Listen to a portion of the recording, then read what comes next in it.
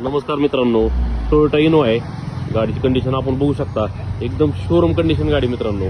MH12 Pune passing मध्ये total showroom maintain गाडी मित्रांनो. 2014 ending, single owner, diesel engine, insurance चालू, व्ही मॉडेल मध्ये गाडी मित्रांनो. 2.5 व्ही मॉडेल, 8 सीटर. तसंच गाडीचे टायर कंडिशन आपण बघू शकता.